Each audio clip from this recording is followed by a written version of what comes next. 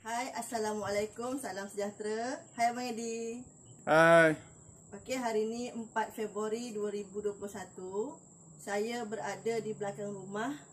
Ni tempat penanaman cili kulai dan cili keriting Daripada minggu pertama saya menanam, ini dah masuk minggu ketiga. Jadi cili kulai ni dah pun berumur 21 hari bersamaan 3 minggu Jadi hari ni ada 4 perkara yang saya akan bagi tahu.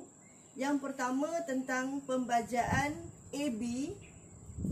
Kemudian yang kedua membuang tunas air. Yang ketiga ikat batang pokok utama tu pada pancang. Dan yang keempat penggunaan racun. Sebab 4 perkara ni di minggu ketiga ini sangat penting dan kekeliruan tentang penggunaan trikobiom dan racun kulat. Ini saya akan terangkan pada hari ini. Okey, jadi yang pertama, kerana hari ini usia anak cili kulai dah pun 3 minggu, pembajaan menggunakan baja AB, kita gunakan baja AB dengan isi 1.9 isi. Bacaannya boleh tengok saya dah bancuh untuk memendekkan video. Jadi inilah yang dah bancuh tadi menggunakan baja A dan B. Ni Okey, 1.9. Nampak Abang Edi? Nampak. Okey, 1.9 Okey. Dia bergerak-gerak sikit tu biasalah. Okey. 1.9 kita membuat siraman setiap hari pada awal pagi sebanyak 1 liter air untuk 1 polybag. Memandangkan polybag yang saya gunakan ini adalah polybag besar. Tapi kalau anda menggunakan polybag 16x16 dan yang kecil daripada itu, siram 500 ml dah cukup. Ini kerana saya gunakan polybag 20x20, memuatkan 2 pokok. Saya akan menyiram setiap hari 1 liter. Jadi hari ini bacaan isinya adalah 1.9. Ni yang perkara pertama Okey.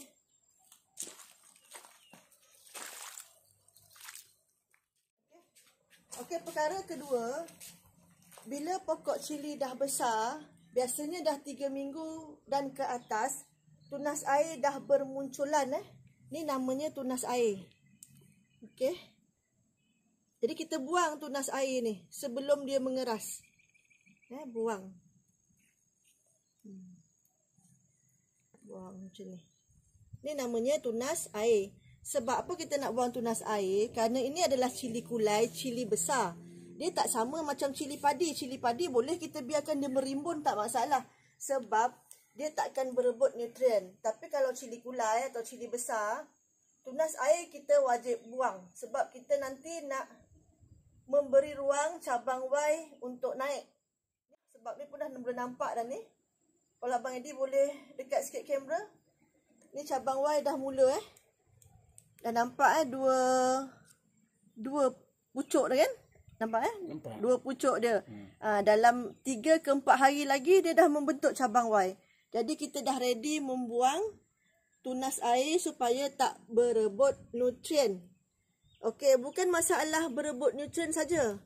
Kalau kita biarkan cabang air terlalu banyak, nanti buah takkan besar.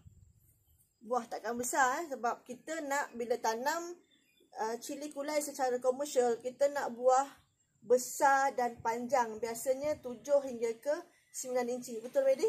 Panjang tu. Edi, serius. Ya, Ustaz. Biasa kan benda macam tu kan? Biasa. Okey.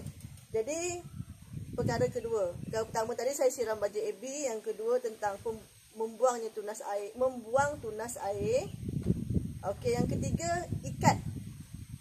Saya gunakan tali. Cerita tentang tali. Tali yang digunakan untuk kebun bukan tali rafia.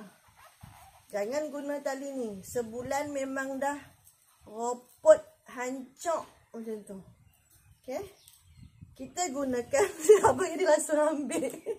Kita gunakan tali ni, tali tahan lasak ni dia tahan panas, tahan lasak. Nama talinya ni. Tali plastik tanpa air. Okey. Dehydrate plastic string. Dehydrate plastic string. Okey, jadi untuk pekebun-pekebun atau petani-petani pemula, nampak simple tapi kalau tak kenal tali susah juga. Jangan gunakan tali yang raffia tadi, ya. Gunakan tali dehydrate plastic string ni. Okey. Alright.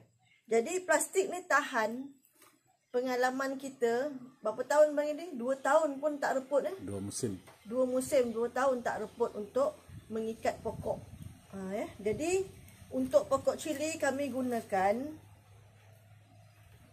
panjangnya tu lebih kurang dalam 15 inci. Ni 12. Kita gunakan dalam 15 inci. Okey, saya tunjuk satu pokok dulu. 15 inci.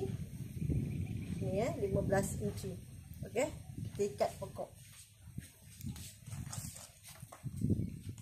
Okey, cara mengikatnya, kita ikat dulu tali dekat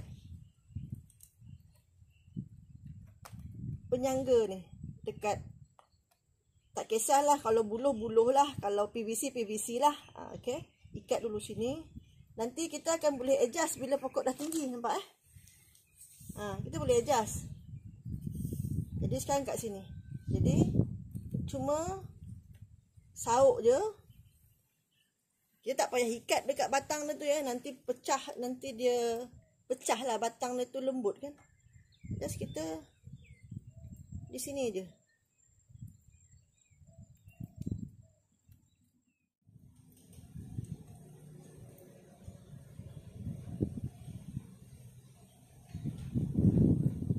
Okey, dah.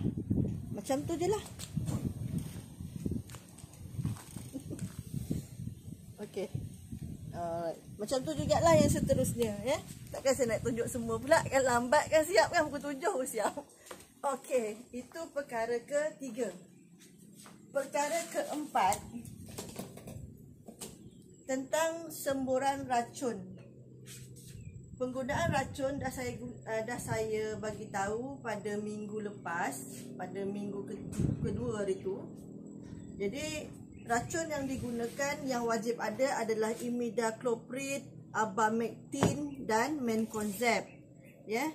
Tapi bila ada serangan tungau yang parah, sunmite lah penyelesaiannya. Ya, siapa yang tanam cili kena serangan tungau pasti tahulah serangan tungau tu macam mana dia punya pucuk tu terbakar. Saya tak adalah sampel kat sini yang kena tungau, tapi racun ni pasti saya gunakan bila pokok dah besar nanti. Dan saya dah ready awal-awal, tapi racun ni mahal, sunmite, tapi sangat berkesan ya. Jadi untuk permulaan racun saya gunakan abamectin untuk mencegah tungau dan ulat. Okey. Dapat Kalau nak guna racun organik, silakan. Gunalah racun organik yang pelbagai di pasaran dengan pelbagai harga, tapi pastikan untuk membunuh kutu-kutu, apit, trips, hama-hama. Kalau dia boleh buat semua, ya alhamdulillah ya.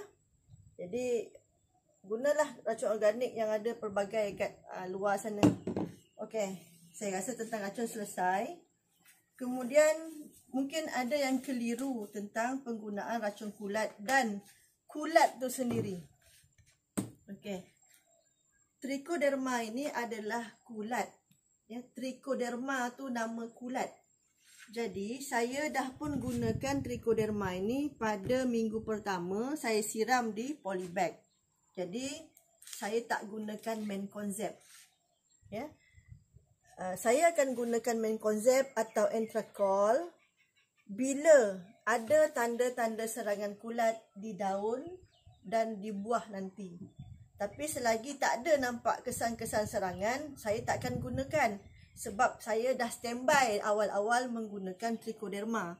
Trichoderma ini adalah Trichoderma baik yang akan memanipulate, yang akan dominasi seluruh kawasan kokopit dan menyah lainlah, maknanya membunuh ataupun mendominasi kawasan kulat-kulat lain. Jadi kulat-kulat lain tu tak dapatlah nak menyerang cili. Ini adalah kulat baik. Jadi EM jangan cerita saya tak ada guna kat sini. Dan lagipun dalam trichoderma ni sudah ada Bacillus spp.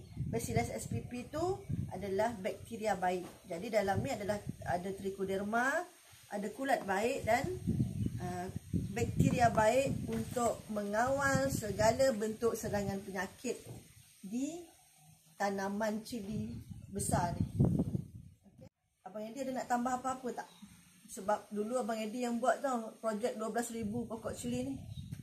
Abang Edi, kalau nak cakap ada apa-apa yang saya kurang maklumat untuk pemula-pemula kita share lah. Oh, sudah cukup cikgu. Alamak. Okey, satu perkara lagi. Ini tak wajib. Alright. Tapi nak buat boleh. Okey, hari tu saya dah bagi tahu. Saya dah pun menyemai kailan. Di sini ni cili besar ni kailan. Kailan ni saya akan pindah tanam ke dalam polybag. Ya, kalau nak ambil anak pokok tu macam ni ambil elok-elok, jangan kasar-kasar kan, putus akar dia. Macam ni. Okey.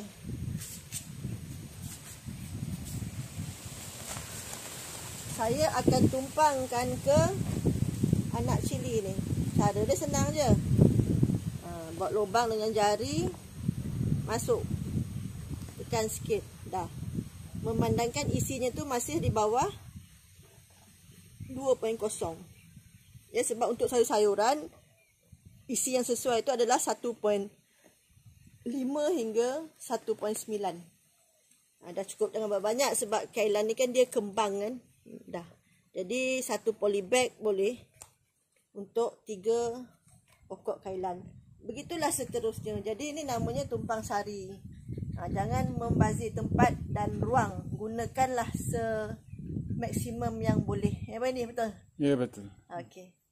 Jadi rasanya itu saja. Kalau ada apa-apa yang kurang, tanya Abang Edi. Ya, saya. Okey, ini pandangan dari sudut sini. Okey, inilah cili saya. Angin kuat petang-petang macam ni. Pagi tadi saya tak sempat buat video sebab saya ada kerja. Okey. Ni belum sempat saya buang tunas air dan ikat. Sekejap lagi saya akan buatlah. Okey.